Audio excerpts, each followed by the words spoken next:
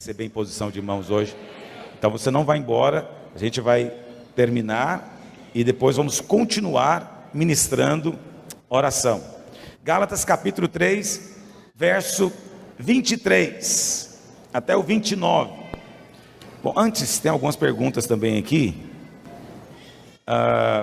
Pastor, fui questionado por um membro da célula sobre predestinação e livre-arbítrio. Fale sobre isso. O que eu posso falar em um minuto? Eu posso falar que o homem tem sim livre-arbítrio, mas posso falar também que Deus nos escolheu em Cristo. Pastor, como conciliar as duas coisas? Não sei, duvido que alguém saiba, mas você vai encontrar muita gente que tem a sua opinião, ok? Então eu não tento explicar isso, eu apenas descanso nisso. E eu acho muito bom quando as pessoas ficam indignadas quando ouvem dizer que Deus nos escolheu. Porque essa é só a prova da nossa rebeldia. Nós somos tão rebeldes que nós não queremos dar para Deus o direito de ser Deus. Não é? Deus não pode ser injusto. Talvez alguém está pensando isso. Se Deus escolheu, então Ele está sendo injusto. Presta atenção, Deus não pode ser injusto. Eu só vou dizer para você uma coisa. Não tem ninguém no inferno que não merecia estar lá. E vou te dizer outra coisa, não tem nenhum homem, filho de Adão, no céu, que merecesse estar lá. Está me ouvindo? Entendeu o que eu estou dizendo? Quem está no inferno, pode ter certeza, mereceu. Mas os que estão no céu, estão lá ajoelhados, entregando a sua coroa diante do Filho de Deus, porque estão dizendo, quem sou eu, jamais poderia ter chegado aqui, se não fosse pelo sangue do Cordeiro derramado na cruz. Então, Efésios 1:5 diz que Ele nos escolheu antes da fundação do mundo. Você foi escolhido por Deus, não é maravilhoso saber disso? Eu não sei como alguém pode ficar revoltado com isso. Uma das coisas mais maravilhosas que eu acho é acordar de manhã e dizer, o Senhor me escolheu. No meio de bilhões de pessoas, Deus apontou o dedo para mim e falou, eu vou escolher esse aqui. E Deus me separou para Ele. E Deus abriu os meus olhos para que eu pudesse ter revelação do seu amor e da sua graça. E agora eu fui trazido para a sua casa e fui feito herdeiro juntamente com Cristo. E eu não fiz nada. Ele que me escolheu. É muito amor. Quantos concordam que é muito amor? É muito amor. Então não tenha medo de falar que Deus escolheu você. Agora não fique querendo saber quem foi que Deus escolheu. Pastor, se Deus já escolheu, então não vou pregar. Não, você tem que pregar. Você não sabe quem foi que Deus escolheu, você tem que pregar para os escolhidos. Então nós pregamos para todo mundo, nós oramos por todo mundo. Não somos nós que salvamos ninguém. E acredite em mim, a vontade de Deus é que todo mundo seja salvo. Essa é a vontade de Deus. Então, esse é um assunto extremamente profundo e você não deve ficar angustiado de não saber respondê-lo perfeitamente. Fique em paz. Pastor, eu sou microempreendedora. Uma vez eu ganhei uma dura muito grande sobre isso. Eu falei aqui no culto que nós tínhamos alguns microempresários. O irmão chegou a mim e falou, pastor, eu não sou microempresário, eu sou um grande empresário, dono de uma pequena empresa. Falei, bom... Muito bom. Então você também não é microempreendedor, você é um grande empreendedor com pouco recurso, com recurso pequeno. Sim, porque quem é pequeno é o seu negócio, não é você. Você é grande. Amém? Amém. Pastor, eu sou uma microempreendedora, eu devo dar o meu dízimo sobre o lucro ou o total vamos dizer assim, do seu fluxo de caixa? Você deve dar o dízimo só do lucro, evidentemente. É impossível você dar o dízimo do seu fluxo de caixa, senão você vai ter um prejuízo tremendo no final do mês. É só do lucro. Se você só contabiliza lucro no final do ano, o que é o caso de muitos, então você deve estabelecer um prolabore, uma retirada. E você deve dar o dízimo só dessa retirada até o dia em que você receber a distribuição de lucros. Se você não é empreendedor, você não sabe nada do que eu estou falando. Mas quem aqui é profissional, liberal, empreendedor, entende o que eu estou dizendo. Quantos entendem o que eu estou dizendo? Então, no final do ano, quando houver distribuição de lucros da sua empresa, aí você dá o dízimo do lucro que você teve, ok? Mas nos meses, a cada mês, você vai dar só da sua retirada, o seu prolabore. Pastor, esse ano vamos a Israel, e quando vai ser? E quanto será? Era para ter saído no boletim, eu esqueci de mandar colocar, vou mandar colocar essa semana. Nós definimos ir a Israel, não estava querendo ir, mas como muitos irmãos que não são de Goiânia me ligaram pedindo que queriam ir comigo, nós vamos o ano que vem em março. Só que nós vamos também para Dubai, Abu Dhabi e Jordânia. Jordânia é terra bíblica, Dubai e Abu Dhabi é Grande Babilônia. Então nós vamos aproveitar e conhecer os dois lugares. Ok. Pastor, já é o segundo domingo que eu tento comprar o livro do jejum e não consigo. Quero presentear. Tem livro para vender? Tem, mas tinha aqui, domingo passado, estava aqui na frente. É que talvez você não ouviu. Hoje não tem realmente, mas podem trazer. Alguém traga para mim. Tem o livro, você não deve ter visto. Me perdoe, faltou ênfase no aviso. Tem um irmão precisando de um terno para trabalhar de servo aqui. Você tem um terno, você não usa mais, ou está querendo comprar um mais bonito, eu até doaria um meu, mas o meu número é extra large. GG Bitela. Então não vai servir para ele.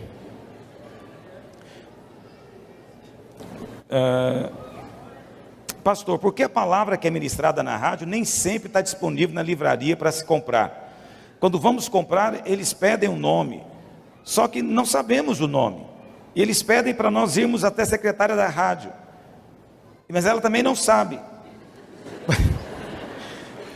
A gente pergunta o pastor Aloysio, ele também não sabe.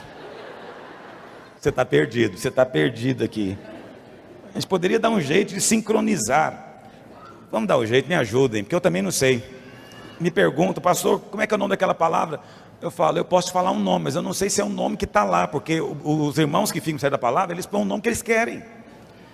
Eles não põem o nome que eu dou. Então eu nunca sei. Pastor, uma certa vez o senhor explicou que Deus trata de forma diferente dependendo do pecado. Pecados maiores ou menores. Mas todos os pecados já não foram pagos na cruz? É verdade. Todos os nossos pecados já foram perdoados pelo sangue de Jesus. Você é perdoado, sua dívida já foi quitada. Muito bem, aí alguém vai perguntar, pastor, tá bom, então estou lavado, mas a Bíblia fala que o crente ainda é disciplinado, é ou não é, meus irmãos? Sim, Hebreus diz, se você é filho, então todo filho é disciplinado. Se você não é disciplinado, é porque não é filho. Mas então, se eu estou perdoado, o que Deus disciplina? É porque você fica pensando que a disciplina é porque Deus não te perdoou. Não, a disciplina não é por causa de Deus. Deus está em paz com você. A disciplina é por causa de você. É para o seu bem. Deus quer evitar que você continue no erro. Então, eu já citei aqui várias vezes um exemplo bem banal que pode às vezes acontecer. Você tem um filho, seu filho está brincando de bola na rua, e você fala, não jogarás bola na rua. Aí ele fala, já fui liberto da lei, estou na graça. E aí ele continua jogando bola na rua. E aí você é pai. E aí você vai fazer o quê? Você vai pegar ele e vai de novo exortar. Ele não ouve, continua jogando bola na rua. Tem um risco de ser atropelado. O que você faz então? Você pega a bola, esconde. Mas ele acha a bola. O que você faz então? Você fura a bola. Você não fura o filho. Você fura a bola. Deus não vai furar você, mas Ele pode furar a sua bola. Quantos estão entendendo o que eu estou dizendo? Porque a bola tornou-se um problema para você. Tornou-se ocasião para o pecado. E Deus odeia o pecado, mas ama profundamente você. E por amar você, Deus então vai eliminar a ocasião para o pecado. Só que quando Deus elimina a ocasião para o pecado, às vezes o seu filho chora. Chora ou não chora? Ah, eu quero a bola. Agora todo mundo brinca, só eu que não. Eu sou uma criança que não é amada. Ele vai fazer um monte de chantagem com você. Igualzinho os irmãos fazem com Deus também. Quando Deus resolve furar a bola. Por quê? Tem pessoas que pecam sobre certas circunstâncias. Deus sabe disso. Então Ele disciplina. Quantos estão entendendo o que eu estou falando? Aí você fala, pastor, tem pecado mais grave do que outro? Ora, irmãos, se os autores do Código Penal brasileiro sabiam que tem crime maior do que outro, Deus que é Deus não vai saber? Pastor, mas eu sempre ouvi dizer que não tem pecadinho nem pecadão. Eu sei que você ouviu isso, mas não foi aqui. Existe sim pecados grandes e pecados menores, óbvio que existe. Pastor, em que aspecto não tem pecadinho nem pecadão? Apenas no sentido de mostrar que você é pecador. Se é para eu provar que você é pecador, o mínimo pecado já é prova de que você é pecador. Não tem que cometer um pecado grandioso para ser chamado de pecador. Cometeu qualquer pecado, é pecador. Todavia, existe sim pecados mais severos. O que Jesus disse? Para Corazim, Betsaida e Cafarnaum. Ele falou o quê? Haverá menos rigor para Sodoma e Gomorra do que para vocês. Porque o pecado de vocês foi mais grave do que o deles. Qual foi o pecado de Sodoma? Quem se lembra? O pecado de homossexualismo. Sodomita é sinônimo de gay. Sabia disso? Esse foi o pecado deles. Os irmãos muitas vezes acham que é o pior pecado, mas você sabe, não é. Não estou defendendo o gay, não. Estou apenas dizendo que tem pecado ainda para Deus pior do que esse. Qual é o pecado pior do que esse? É o pecado de Corazim, Betsaida e Cafarnaum. Qual foi o pecado deles? Eles viram o poder de Deus, eles perceberam que era Deus, e mesmo assim não quiseram. Esse pecado é pior. Vai ter um lugar mais quente no inferno. Não, sério, é que você às vezes tem um pensamento natural, mas você tem que entender a Bíblia com a Bíblia. Você tem que ler a Bíblia e entendê-la à luz da própria Bíblia, ok? Então, é óbvio que existem pecados com consequências maiores do que outros. Existe ou não existe? É claro que existe, entende? Mas Deus disciplina. Pastor, basicamente, como é a disciplina de Deus hoje? Presta atenção, eu não creio, você vai encontrar pastores que ensinam isso, mas eu não creio que Deus disciplina os seus filhos mandando doença, mandando praga, mandando lepra. Não creio que Deus disciplina os seus filhos arrancando a perna dele, arrancando o braço, arrancando a orelha. Não creio que Deus disciplina os seus filhos colocando eles na miséria, na pobreza. Não creio. Eu creio que essas coisas são obras do diabo, não são obras de Deus. Eu creio que você, como filho, tornou-se participante da herança de Cristo, e você está destinado a ser abençoado nessa vida, nesse mundo. Quantos concordam comigo? Mas eu sei que muitos irmãos creem assim. Agora, se isso fosse verdade, Jesus teria disciplinado pelo menos Pedro com a praga. Não é verdade? Imagina, Pedro negou Jesus, negou, uma coisa que você nunca fez talvez. Pedro negou, diante da empregada ele até esbravejou. Ele falou, oh, mulher, e falou asterisco, um monte de coisa para ela, e falou, não conheço. Então Pedro pecou um pecado muito grave, mas Jesus disciplinou ele, mandando uma praga para ele. Ó, Pedro, seu pecado foi grave, 6 meses sem ceia, e vai aparecer uma lepra amanhã em você. Quando se arrepender, voltar ao normal, a lepra sara. Não aconteceu isso. Todos os doentes que vieram a Jesus, Jesus curou. Está me ouvindo? Todos, não teve nenhum que não foi curado. Todos os que vieram para ser curados foram curados. Para nenhum o Senhor falou, você está muito orgulhoso, vai continuar com essa doença até ficar humilde. Não teve isso. Não teve. Mas pastor, então como é que Deus disciplina? Deus nos disciplina hoje, vou te dizer a minha fé pessoal, experiência própria. Deus nos disciplina hoje com luz, exposição. Quando Deus quer disciplinar você, Ele coloca o seu pecado na janela para todo mundo ver. Ele coloca no projetor para todo mundo ver. Essa é a disciplina de Deus hoje. O que você faz escondido, Deus mostra. O que você acha que ninguém pode saber, Deus conta para todo mundo. Essa é a disciplina de Deus. E Deus faz isso. Vou te contar uma disciplina que eu passei.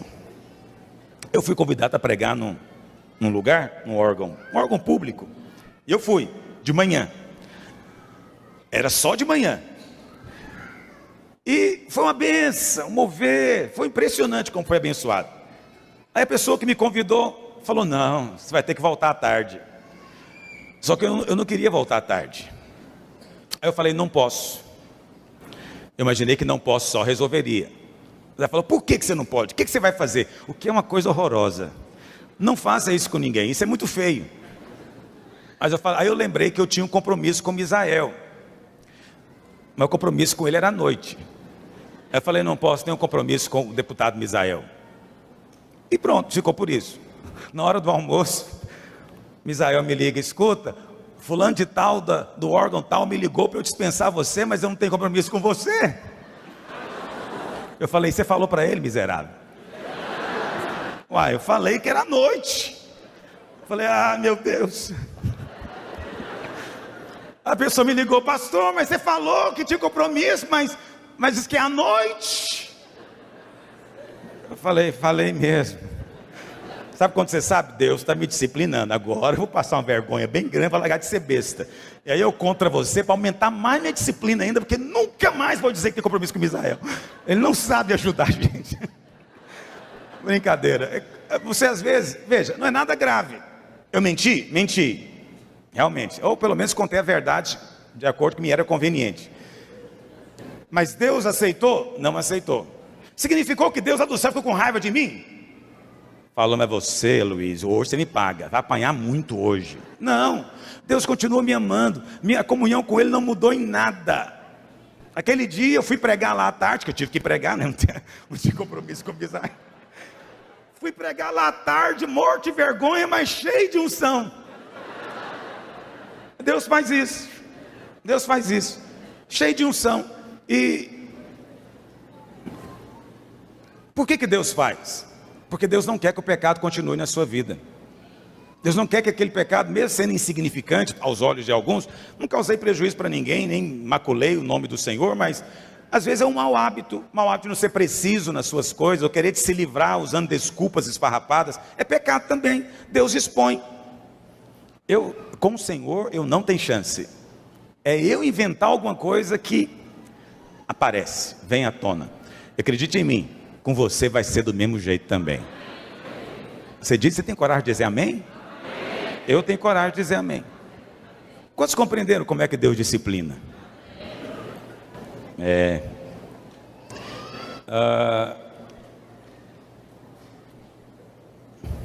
Pastor, existe em Goiânia uma igreja para homossexuais. Um homossexual que entrega a vida para o Senhor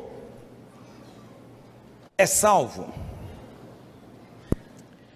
Olha, se ele tiver uma experiência genuína com o Senhor e nascer de novo, ele não vai conseguir viver na prática do pecado, porque aquele que nasce de Deus agora tem a natureza de Deus, e a natureza de Deus rejeita o pecado. Então ele não vai conseguir. É possível que alguém se converta numa igreja assim? É possível, porque a graça de Deus vai sempre para baixo, é como água, só flui para baixo. Naquele lugar que você pensa que menos merecem, você pode ter certeza, é lá que vai manifestar mais graça de Deus. Vai ter muito homossexual sendo salvo pelo poder de Deus, não tenha dúvida. Não fica pensando que homossexualismo é blasfêmia contra o Espírito Santo. Não é. É pecado? Sim, mas nós não somos melhores do que ninguém.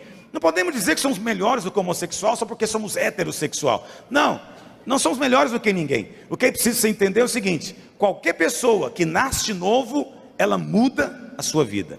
Mas ela pode vir a cair no pecado? Pode. Alguém que era adúltero no passado e se converte, pode ser que ele até caia no adultério novamente. É possível que aconteça o mesmo com o ex-homossexual? Sim, é possível. Mas tem que haver em nós um coração grande o suficiente, amor grande o suficiente, para cooperar com a obra do Espírito Santo na vida dele. Ok? Agora, aquela pessoa, olha para cá, vou te dizer uma coisa muito séria para você avaliar a sua vida e avaliar também aqueles que andam com você. João disse: aquele que diz que é nascido de Deus, aquele que diz que o conhece, mas ele vive na prática do pecado e diz que está em paz, nunca viu e nem conheceu o Senhor. Está me ouvindo? Ele pode até falar que é crente, pode até falar de graça, mas ele não sabe nada de novo nascimento. Não é nova criatura, portanto não vai entrar no reino dos céus. Só entra no reino aquele que nasceu de novo. Quantos estão compreendendo o que eu estou dizendo? Eu não disse que o crente não peca. Está me ouvindo? O crente peca, o crente equivoca, o crente cai, o crente erra o alvo. Qualquer um de nós. Mas a sua experiência e a minha provam isso. Mas nenhum de nós quer viver no erro. Nenhum de nós quer continuar fazendo aquilo que está fora do padrão de Deus. Você quer se livrar daquilo. Essa é a experiência do Filho de Deus. Mas pastor, e aquele que vive nesse cai e levanta, cai e levanta? Ele não compreendeu ainda o que é a vitória da cruz. Ele não entendeu o que é a vitória da graça de Deus na vida dele. Por isso ele vive no esforço próprio. Por isso ele vive nesse cai e levanta. Mas o cai e levanta dele é cheio de muita angústia. É cheio de muita angústia de alma. É cheio de muita tribulação e acusação na mente. Ele quer acertar, mas ele continua caindo. Essa é a prova de que ele nasceu de novo. Ele está vivendo o conflito, porque ele não consegue vencer o pecado, mas é porque ele não entendeu como é que vence o pecado ainda. Quando ele entender, ele vai ter vitória e não vai viver mais nessa inconstância. Então é diferente alguém que é inconstante de outro que diz: olha, eu quero essa vida, eu gosto dessa vida, eu vou viver e não fale mais comigo sobre isso. Esse é diferente, porque esse está dizendo que está em paz em viver no pecado. Quantos compreendem o que eu estou dizendo? Gálatas 3, verso 23.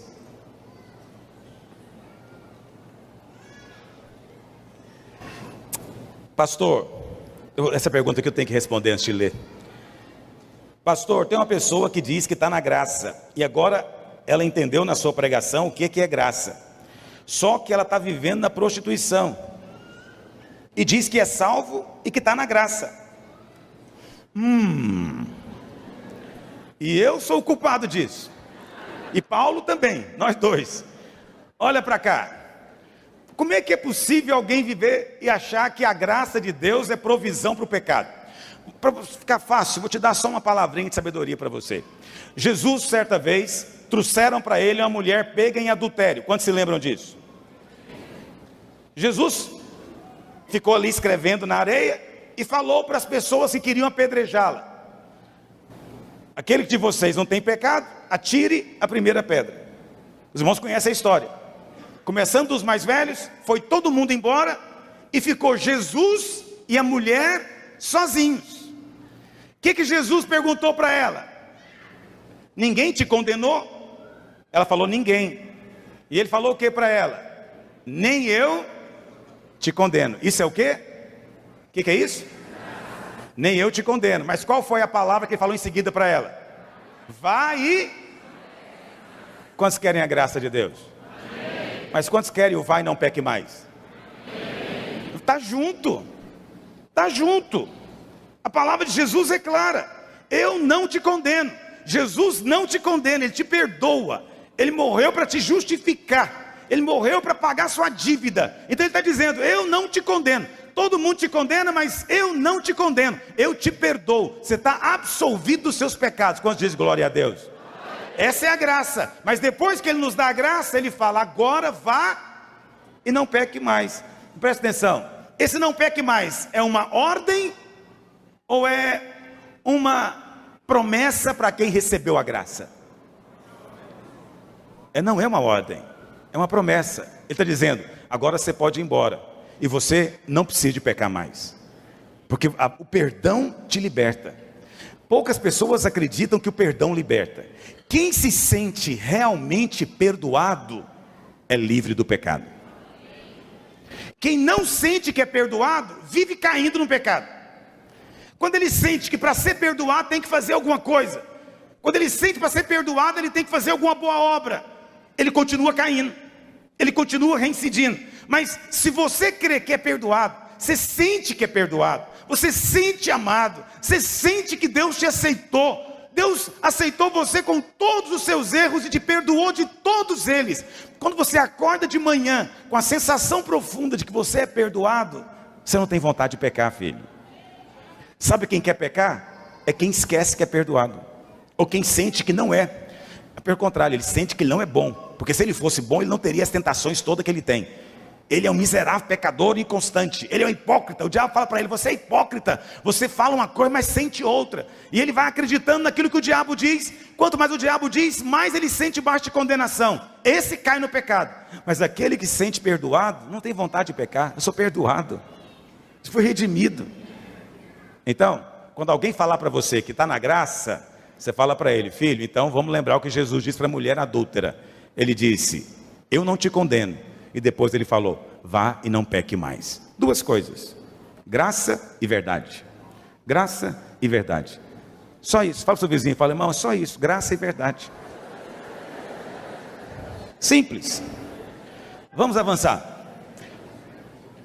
Gálatas diz assim, verso 23: mas antes que viesse a fé, estávamos sob a tutela da lei, e nela encerrados para essa fé que de futuro haveria de revelar-se.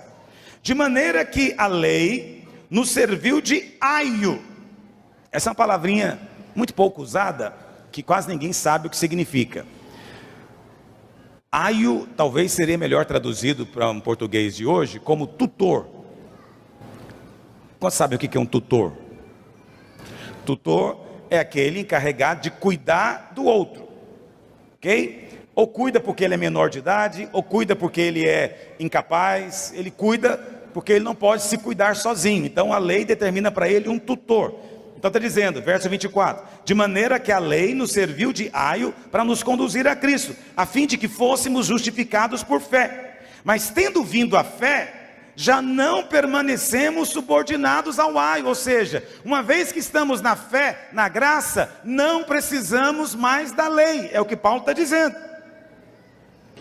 Pois todos vós sois filhos de Deus, mediante a fé em Cristo Jesus. Diga, eu sou filho de Deus, mediante a fé em Cristo Jesus. Porque todos quantos fostes batizados em Cristo, de Cristo vos revestistes. De Sarte, não pode haver judeu nem grego, nem escravo nem liberto, nem homem nem mulher, porque todos vós sois um em Cristo Jesus. E se sois de Cristo, também sois descendentes de Abraão e herdeiros segundo a promessa. Muito bem, esse aqui é o quinto argumento de Paulo. A quinta prova que Paulo apresenta para mostrar que a justificação é exclusivamente pela fé. Mas como eu disse semana passada, a grande questão que os judaizantes faziam era: poxa vida, então se Deus queria justificar pela fé, por que ele deu a lei então?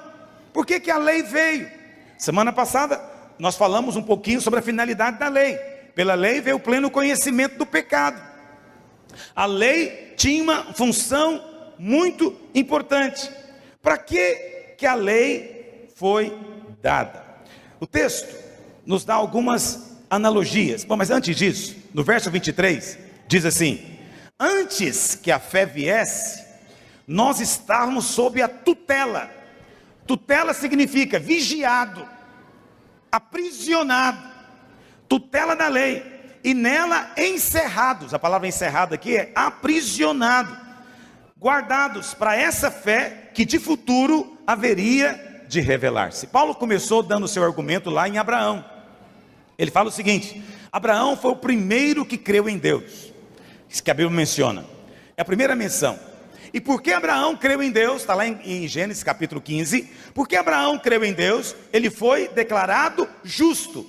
Ele não foi declarado justo porque circuncidou-se ou porque guardou a lei, porque nenhuma das duas coisas haviam sido dadas. Ele foi declarado justo só porque creu na promessa de Deus, de que Deus iria cumprir o que ele falou. E depois disso, Deus tratou com base nessa graça que justifica pela fé, até que a lei veio. A lei veio 430 anos depois, com Moisés. A lei veio com um objetivo bem específico. A lei veio para mostrar para o homem que ele era pecador. Mas não somente isso, vou explicar agora um pouco mais sobre isso. A lei também veio para que nós pudéssemos valorizar a graça. A lei, ela é, na verdade, uma necessidade espiritual. E quando Paulo diz que a lei veio para que depois a graça pudesse manifestar, isso não é só uma analogia bonita que Paulo coloca, não, isso também é uma experiência que todo crente tem que ter. Todo crente tem que ter um encontro com Moisés, para que ele possa depois ter um encontro com Cristo. Não dá para ter um encontro com Cristo sem ter tido primeiro um encontro com Moisés. O encontro com Moisés é o encontro com a lei. O que é a lei? A lei são as justas ordens, mandamentos que Deus dá para o homem. A lei é o padrão que Deus exige de nós. O que significa ter um encontro com Moisés? Significa que você precisa de ter uma experiência de concluir que não consegue agradar a Deus pelo seu esforço. O crente que não chegou nesse estágio ainda não é útil para Deus. Você tem que chegar a ter uma experiência em que você descobre: gente, eu não consigo agradar a Deus. Eu não consigo fazer tudo que a palavra de Deus diz. Para mim isso é uma impossibilidade. Presta atenção, não é que você vai chegar nesse estágio e agora você vai crer na graça barata. O que é a graça barata? Uma vez que eu não dou conta, não vou fazer nada também. Uma vez que está além da minha força, então também não quero nem saber disso. Não, isso é a graça barata, é a graça que te diz que você pode viver como você quiser. Não, a graça não diz isso. A graça não diz que você pode contrariar a lei. A graça não diz que você pode viver diferente da lei.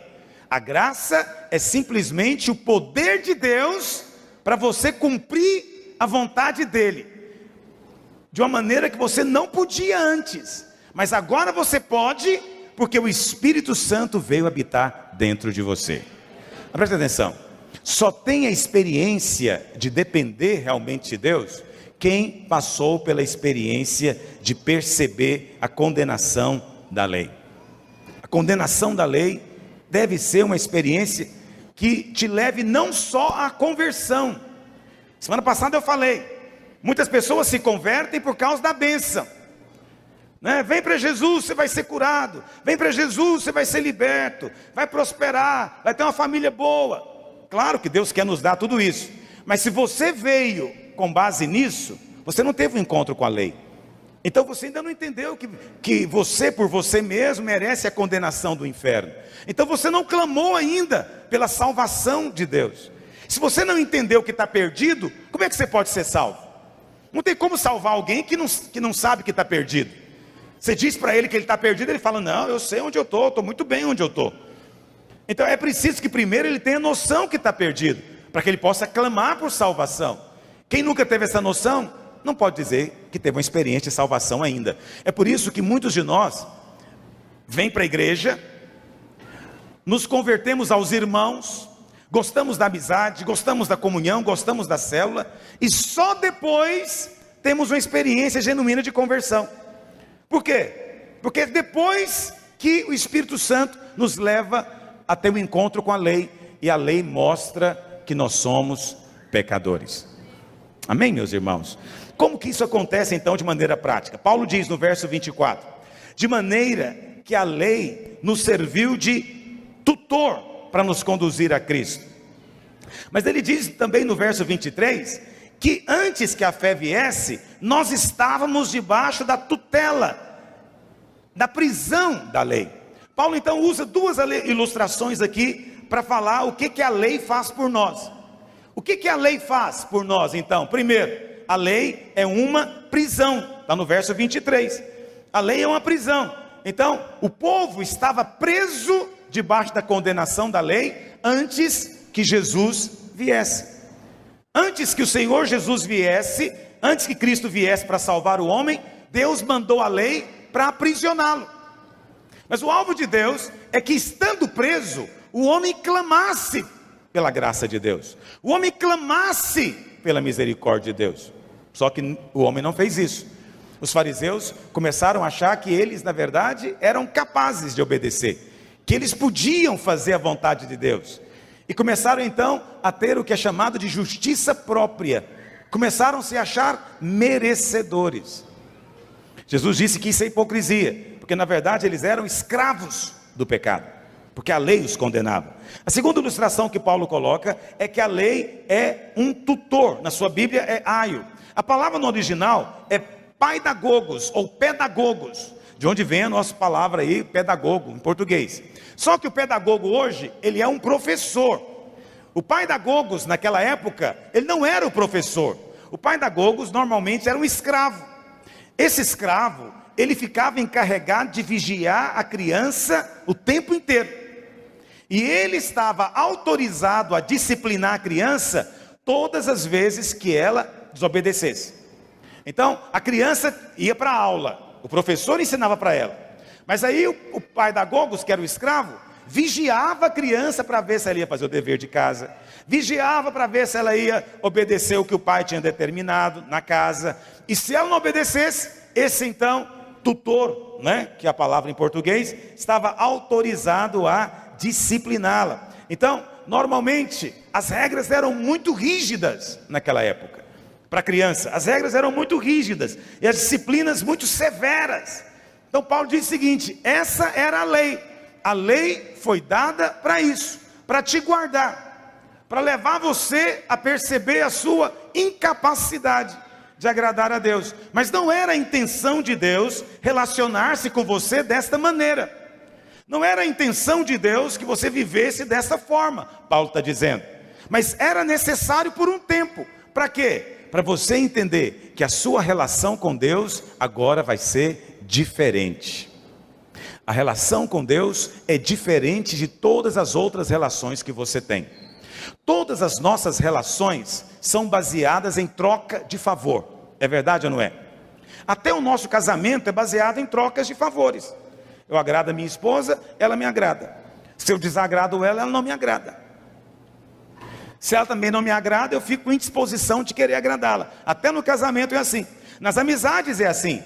Se você faz o favor, você também vai ganhar favor. Mas se você começa a fechar e não quer fazer favor para o outro também se distancia de você, porque entende que você não gosta dele, não quer ter amizade com ele. Então, existe uma troca. Tudo baseado nisso. Isso também é chamado no mundo de meritocracia. Tudo nessa vida é baseado em meritocracia. E não estou dizendo que está errado não, isso está certo. Só pode realmente ser promovido no trabalho os melhores funcionários. Só pode realmente passar no vestibular os melhores alunos. Entende? A meritocracia é a base com a qual nós nos relacionamos. E acredite em mim, infelizmente até com pai e mãe funciona assim. Ainda há uma relação de troca de favor, de mérito. Se você tem mérito, você vai ter mais deles. Se não tem, você vai ter disciplina ou vai ter o desprazer deles. Essa é a maneira como nos relacionamos. A Bíblia diz que essa era a maneira que a lei estabeleceu. Essa é a maneira natural. Mas na nossa relação com Deus não funciona assim. Está me ouvindo? É aí que está o problema da maior parte dos crentes. Por que ele tem dificuldade de relacionar com Deus da maneira certa? Porque ele quer relacionar com Deus igual ele relaciona com as outras pessoas. Ele acha que Deus está trocando favor com ele. Se você fizer o que é bom, Deus te abençoa. Se você pecar, fizer o que ele não gosta, Deus vai mandar praga na sua cabeça. Ou seja, tudo depende do seu mérito. Você quer relacionar com Deus igual relaciona com o seu patrão, igual relaciona com o seu cônjuge ou com seus amigos. Só que com Deus não funciona assim. Com Deus só podemos nos relacionar pela graça. Com Deus nós não trocamos favores. Com Deus funciona assim: você fez o que é bom, Ele gosta de você. Você não fez o que é bom, Ele continua gostando de você. Com Deus funciona assim: se você acha que é bom, você não tem nada. Mas quando você reconhece que só Ele é bom e que você não é, aí você tem tudo. Com Deus é totalmente diferente. Se você não mudar a sua mentalidade, você vai ficar o tempo inteiro relacionando com Deus. Eu estava viajando ontem e estava lendo um livro que o irmão me deu.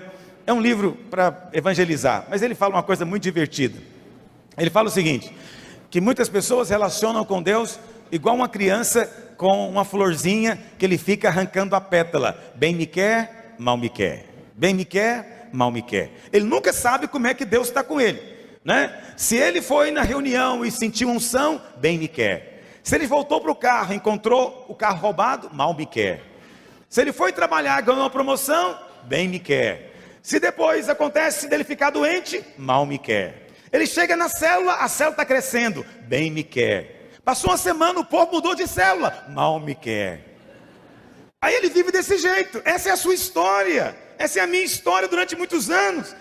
Você fica pensando que o estado de humor de Deus varia de acordo com o seu comportamento, com algo que acontece. Mas eu quero dizer uma coisa para você: você, independente das circunstâncias, tem que relacionar com Deus sempre do mesmo jeito. É bem me quer. Cheguei no carro, o carro foi roubado, mas bem me quer. Cheguei na minha célula, a célula está crescendo, bem me quer. Ah, mas célula, os irmãos não querem andar comigo, mas ele bem me quer. Eu cheguei no emprego, fui promovido, bem me quer. Mas passou um mês, não deram conta de pagar meu salário, fui demitido. Mas ele continua no bem me quer. Se você viver com a consciência constante de que é amado por Deus, coisas boas vão acontecer com você. Por que que Deus... Olha para cá. Essa é uma pergunta que muitos me fazem.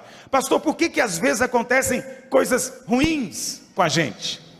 Eu creio, a Bíblia não diz claramente, mas eu creio que é só para testar, para ver se você continua acreditando que Deus te ama.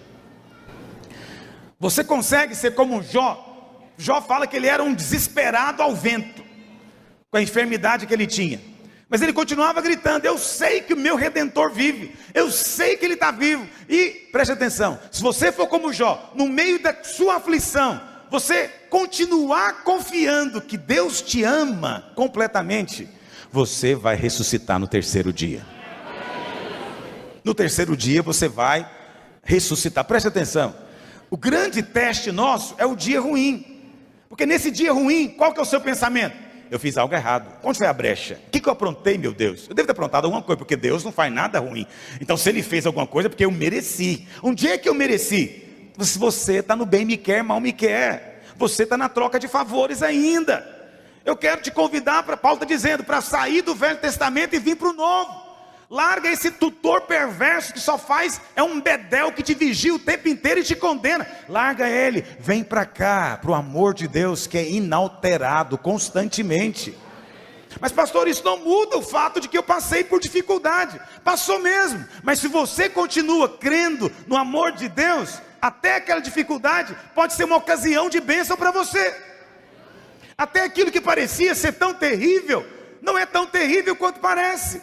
É a maneira que Deus está usando para coisas maiores. Você precisa aprender a confiar nesse amor continuamente. Pode ser que o Espírito Santo te dê entendimento que você deve repreender a ação do diabo. Sim, porque o diabo faz coisas. Você não tem que aceitar aquilo que o diabo faz. Mas você não deve aceitar que o diabo coloque dúvida na sua vida. Não vive nessa gangorra o tempo inteiro. Bem me quer, mal me quer, bem me quer, mal me quer. Fala para o seu vizinho, fala: irmão, fica no bem me quer em nome de Jesus, filho. Porque é assim que ele é. Ele ama você. Uma das coisas, irmãos, eu tenho tido tanto encargo por isso. Os irmãos pregam para as pessoas que Jesus as ama. Essa é a primeira coisa que você fala para a pessoa, é ou não é? Quando você vai evangelizar alguém, a primeira coisa que você fala: Jesus te ama. Mas você não vive se sentindo amado. Você às vezes fica se perguntando: por que eu falo para ele e ele não aceita? Porque ele não vê que você é amado, só por isso. Esse é o problema dos crentes. Eles sabem doutrinariamente que Deus ama. E até fala para o ímpio: Jesus te ama. Mas você precisa de viver sentindo esse amor. Se você não se sente amado, você não vai ter autoridade para contar para o outro que Deus a ama. Deus o ama. Tem que sentir amado. Eu estou com o encargo de pregar isso para os pastores. Nós temos muitos pastores sendo enviados, muitos jovenzinhos.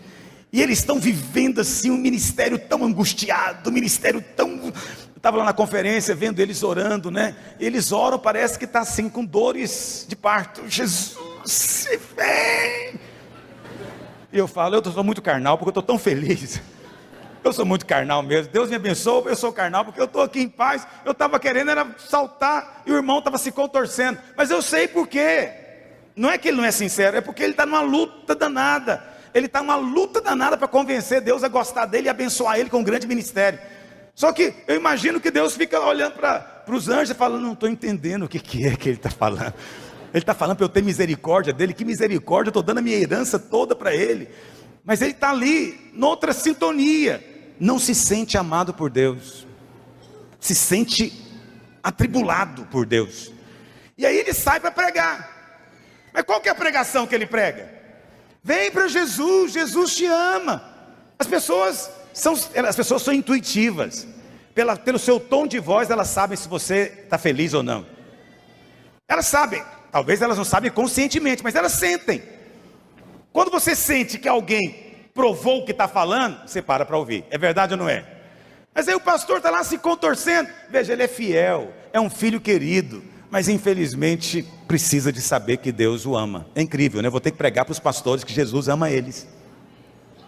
Por quê? Porque o diabo os convenceu que eles não são bons o suficiente. O diabo os tem convencido debaixo de condenação, que se eles não fizerem alguma coisa urgente, a vida deles vai acabar. Entende? E o ministério passa a consumi-los. Eles são consumidos, e a família é consumida. Mas como é que pode ser consumido se Deus os ama? Quem está consumindo não é Deus. É só porque não teve revelação. Quantos líderes nossos vão liderar a célula, mas não se sente amado por Deus? Não adianta, você vai para a célula toda quarta-feira, porque você é vencedor. Então você vai respirando fundo. Eu vou, hoje não está fácil, hoje está resistência. Mas eu vou. Toda semana desse jeito, irmão. Eu acordo domingo de manhã, eu acordo feliz. Você acha que eu venho pregar aqui domingo de manhã desse jeito? Eu vou lá pregar hoje, mas oh Deus. Ele chega na célula, irmãos, houve resistência, mas o Senhor me deu vitória. A resistência toda é só porque ele não se sente amado. Ele está com muito medo de chegar na hora, Deus perceber que tem algo errado nele e falar, não vou te abençoar. Você não merece a bênção hoje. Ele está com muito receio. E como ele está com muito receio, ele não confia no amor. Aí ele fica desse jeito. Preste atenção, você quer ser um líder abençoado? Descobre o tanto que você é amado. E vai participar de uma aventura santa de servir a Deus com esse amor. Servir a Deus é uma aventura maravilhosa. Eu estou te contando a minha experiência. Eu sirvo a Deus com meu coração alegre. Nenhum dia eu vivo debaixo de fardo. Eu sempre digo, eu me divirto. Eu estou me divertindo com tudo. Me divirto com pergunta que me faz. Me divirto até com os e-mails mal criados que eu recebo. Me divirto visitando célula. Me divirto com multiplicação. Me divirto com alvo. Divirto construindo também. Me divirto. Há uma diversão na minha alma. Sabe por quê? Porque Deus, na sua graça, permitiu que eu tivesse revelação. E eu vivo nessa revelação. Eu sou amado de Deus. Eu não sou bonzinho. Eu tenho plena ciência de quem eu sou. Mas isso só aumenta a minha alegria. Ainda assim Ele me ama. Então eu acordo todo dia de manhã. Eu te conto isso há muitos anos. Faz 1 hora. Faz todo dia. Sabe qual é o problema? É que nós vivemos o tempo inteiro com a consciência do pecado, em vez de viver com a consciência do amor. Você fica o tempo inteiro sentindo que está em débito. Por que você não fica o tempo inteiro lembrando que você é amado? Gente, eu sou amado. Deus está pensando coisas boas a meu respeito agora mesmo. Coisas boas vão acontecer comigo. Por que você não pensa isso? Só fica pensando o contrário. Não, eu não sei, eu não orei o suficiente. Peraí, mas quando que você ora o suficiente? Não é quando que a gente ora o suficiente para ficar em paz com Deus? Você começa a orar meia hora, daqui a pouco você acha que meia hora está ruim, é ou não é? Aí você ora 1 hora, depois de um tempo você fala, 1 hora, só ora 1 hora, tem que orar mais de 1 hora, como é que eu posso orar só 1 hora? Aí você ora 2 horas, aí quando você ora 2 horas, você fala, mas eu oro 2 horas, está muito pouco, vou ter que orar. Nunca tem suficiente, nunca tem suficiente. E aí completa que às vezes os nossos pregadores acabam te condenando mais ainda. Estava numa das nossas igrejas, e o pastor convidou um irmão missionário para dar uma palavra. No dia de manhã, sexta-feira de manhã, ele começou a devocional. Ele começou falando, eu tenho algo para dizer para você. Eu, aleluia. Ele falou, você hoje se lembrou das crianças do Nepal? Eu falei, não. Você se lembrou das crianças que estão morrendo no Congo? Você se lembrou das pequenas crianças pigmeias? Eu falei, eu tenho que ir para o inferno. Eu vou para o inferno hoje, porque eu não lembrei de nada disso. Eu não lembrei de nenhuma criança de lugar nenhum. Aí, o que acontece? Aí ele fez aquele apelo que não é apelo, é uma pancada, é um murro no estômago. Se essa é a sua condição, você precisa muito de Deus. Eu falei, sou eu. Eu preciso de Deus demais. Aí ele faz, aí o povo começa a chorar do seu lado. Aí e o outro chora de cá. Aí eu choro também, eu fico muito mal. E todo mundo está muito mal, porque nós somos tão perversos que nós não lembramos das criancinhas pigmeias de Ruanda. Quando acabou a reunião, eu falei para o pastor, falou, olha, muito joia, mas esse missionário tem poucos anos de vida. Porque se todo dia ele tiver que praticar o que ele me acusou aqui hoje, ele está perdido. Ele vai todo dia acordar muito mal, mas ele acredita que acordar mal é ser fiel. Ele acredita que acordar acusado e condenado mostra o tanto que ele é piedoso. Mostra o tanto que ele é santo e pode servir a Deus. Mas é mentira do diabo. Você não tem que viver debaixo de condenação. Você tem que viver debaixo da graça e do amor de Deus todos os dias.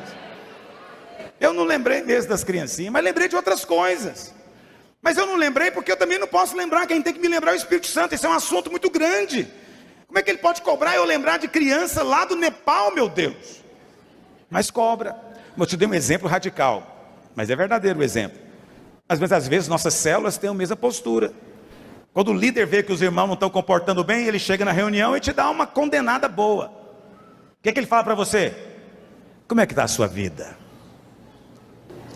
Será que Deus está feliz com você? Está feliz com o que você anda fazendo e deixando de fazer? Você vem para a célula uma vez por mês. O que você acha que Deus sente no céu? Vontade de dar um tiro em você, igualzinho eu. Só que ele fica projetando em Deus as coisas que ele sente.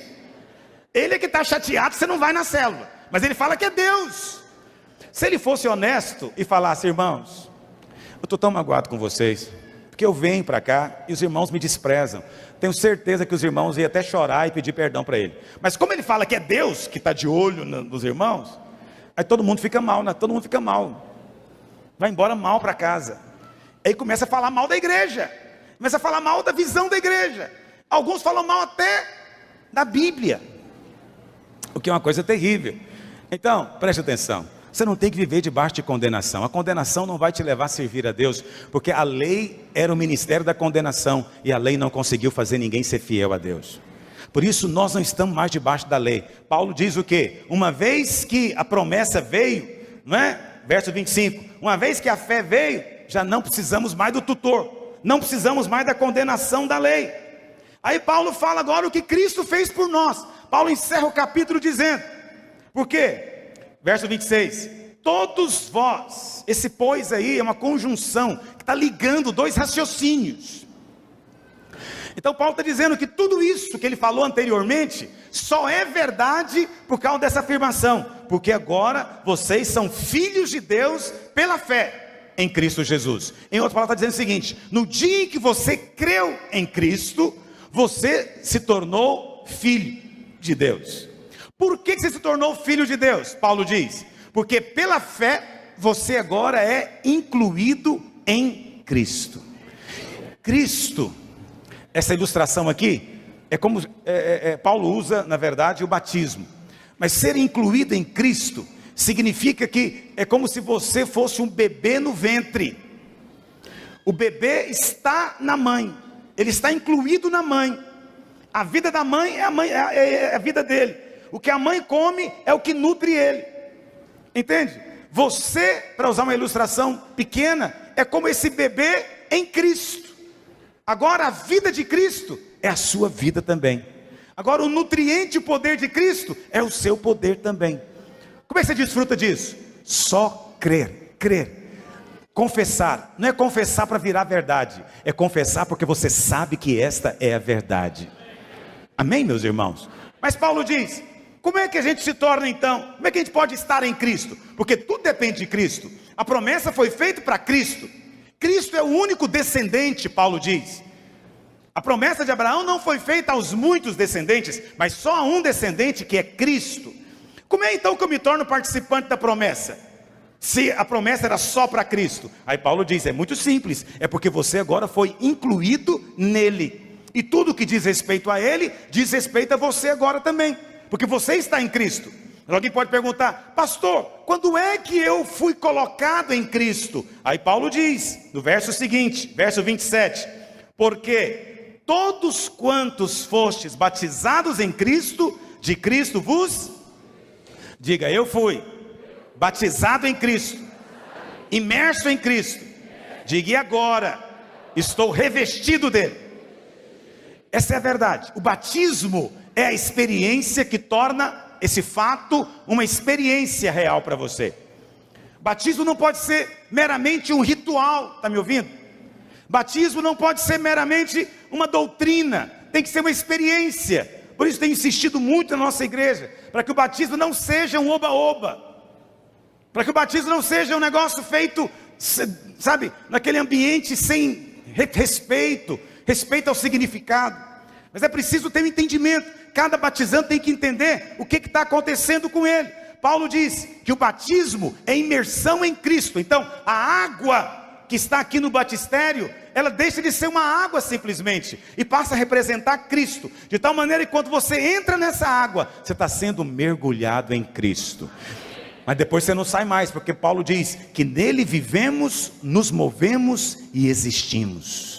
Significa que esse ar que nós estamos respirando aqui, na verdade, é como se fosse Cristo. Estamos cercados por fora, estamos cheios por dentro. Ele é como esse ar, eu me movo nele, eu estou nele. Não tem como me separar dele mais, porque essa união agora é inseparável. Quantos dizem amém? Mas Paulo também diz lá em Romanos 6, verso 3, projeta para mim, Romanos 6, verso 3, que o batismo é batismo na morte. Ele diz: ou porventura ignorais que todos nós que fomos batizados em Cristo, está vendo? Gálatas diz que o batismo é em Cristo, mas Paulo também diz que não é só em Cristo, é também um batismo na sua morte. E significa o quê? Que o batismo é uma experiência de terminação. O seu velho homem vai ser terminado ali, e a partir de agora vai ser um novo homem revestido de Cristo, e para uma nova vida. Vê como o batismo é uma coisa importante. O batismo é a fronteira de dois mundos. Está me ouvindo? Uma fronteira de dois mundos. O cristianismo é todo ele baseado na filiação. O ponto central de todo o mistério de Deus é que nós somos filhos. Deus deseja ter filhos. Domingo que vem eu vou entrar mais em detalhes sobre isso, mas hoje só quero dizer para você isso, que o batismo é esse momento que decreta o novo nascimento. Então eu costumo dizer que não é uma questão de educação.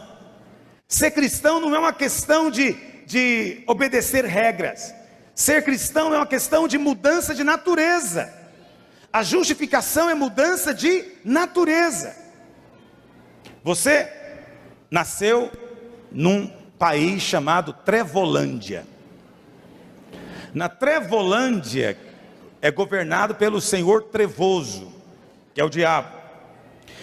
E todo mundo que nasce na Trevolândia tem uma natureza de trevas, maligna. Mas aí tem pessoas que querem sair da Trevolândia e passar para o outro reino, que eu vou chamar de reino da Luzilândia, que quem governa é Jesus Cristo, que é a luz. Mas alguns cidadãos da Trevolândia querem passar para a Luzilândia, mas eles acham que é só uma questão de mudar um comportamento, de mudar um hábito. E eles vêm e começam a cantar como crente, falar como crente, frequentar a célula como crente, vir no culto como crente. Mas eles não, de fato, não são nascidos aqui. Eles não têm a natureza dos daqui. E diferentemente do que acontece nos reinos deste mundo, não tem naturalização no reino do Filho do amor de Deus. Então, o que fazer para que as pessoas da Trevolândia possam passar para a Luzilândia? Deus amou muito. O que Deus fez então? Deus enviou Cristo. Cristo é o seu Filho. Cristo é a luz no meio das trevas. E Cristo então fez a proposta de que todos os que quisessem passar para o reino de lá, teria que passar com Ele no vale da morte. Todo aquele que cresce teria que confiar e ir com Ele. E depois que eles passam para o vale da morte, eles têm de fato uma experiência de morte, mas pelo poder de Deus, eles ressuscitam do outro lado agora como cidadãos nascidos no reino da luz. Não é uma questão de hábito, é uma questão de mudança de natureza. E quando é que acontece isso? O batismo. O batismo é esse lugar de morte, onde você entra para morrer para a sua velha vida e nascer para a nova vida em Deus. Então o batismo tem a ver com a morte do velho homem. Por isso Jesus disse que é batizado na sua morte. Mas lá em Mateus 28, 19, projeta por favor, diz assim: ide portanto, fazei discípulos de todas as nações, batizando-os em nome do Pai, do Filho e do Espírito Santo. Aqui o Senhor está dizendo que somos batizados no nome. O que é o nome na Bíblia? O nome é tudo aquilo que Deus é. Ser batizado no nome da divindade, o nome da trindade, o nome do Deus triuno, significa que você é imerso em Deus e se torna participante daquilo que Ele é, da sua vida divina.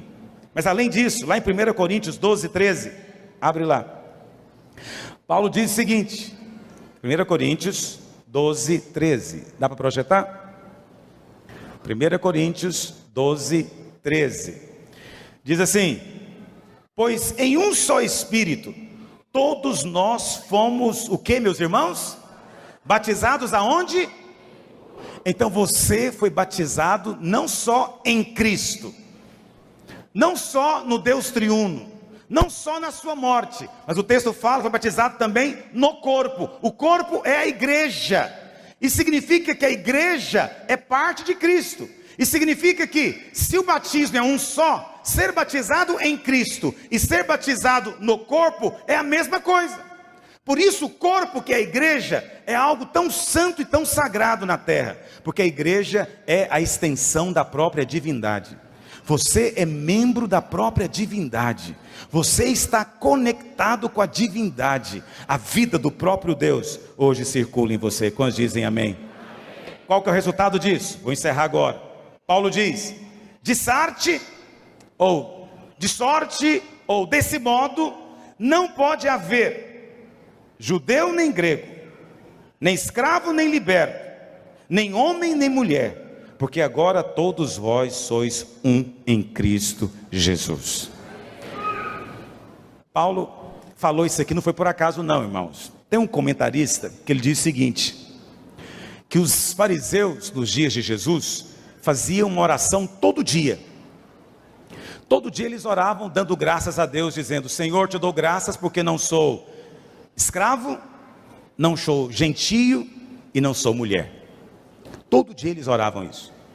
Por isso que Paulo resolve pegar essa oração deles para dizer, eles estão tão fora da graça de Deus, que não entenderam o mistério da cruz de Cristo.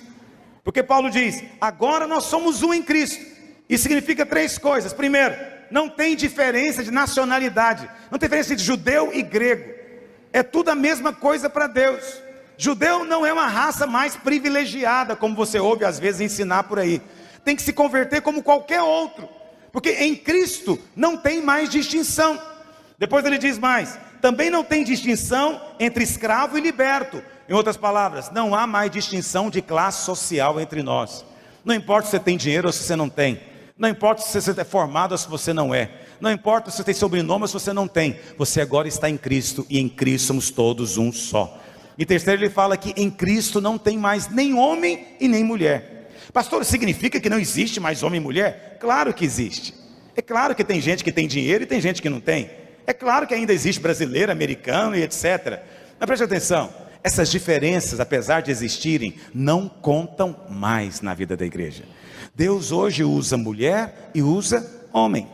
Deus fala através da mulher e fala através do homem. Não há mais distinção. Em Cristo somos todos ministros. Aquele que está pregando aqui e você que está ouvindo aí, somos um só em Cristo Jesus, não tem distinção. Ninguém pode se considerar superior mais na casa de Deus. Se algum dia, em algum momento, eu me considerar superior a você, por favor me exorte, porque é pecado. Se você vê algum pastor, algum líder de célula achando-se superior, exorte. Nós somos na verdade servos dos demais, mas agora nós estamos em Cristo, e estando em Cristo não há mais distinção entre nós. Quantos dizem amém sobre isso? E porque não há mais distinção, Paulo conclui, e se sois de Cristo, verso 29, também sois descendentes de Abraão e herdeiros da promessa. Qual é a promessa? A promessa é o Espírito Santo que nos foi dado. Essa é a coisa mais importante do cristianismo. O cristianismo não é uma questão de obedecer regras. Não transforme o cristianismo num código de conduta. Cristianismo é uma questão de receber uma pessoa dentro de você. Está me ouvindo? Cristianismo não é uma questão de tentar ser justo. Cristianismo é uma questão de você já ser justo pela obra completa do Senhor Jesus na cruz. Cristianismo não é uma questão de você ficar tentando lembrar de coisas para fazer. Não. A nova aliança que firmarei com a casa de Israel naqueles dias é essa: no seu coração lhes inscreverei a minha lei. Jamais ensinará cada um ao seu próximo dizendo, conhece ao Senhor, mas todos me conhecerão desde o menor até o maior. O Senhor diz que iria tirar o coração de pedra e nos dar um coração de carne, e iria colocar o seu Espírito dentro de nós. Esse é o cristianismo, é o próprio Deus que veio habitar dentro de você. Isso não é doutrina, isso tem que ser experiência. Você tem que vigiar o tempo inteiro para estar consciente da presença do Espírito Santo dentro de você, porque Ele está aí. Se você crê em Cristo, você se fez filho. Se você crê, você foi unido a Cristo, e todo aquele que está em Cristo, recebeu a promessa do Espírito Santo dentro de si. Quantos aqui estão em Cristo pela fé? Então o Espírito Santo é residente em você. Vamos ficar de pé. Eu queria chamar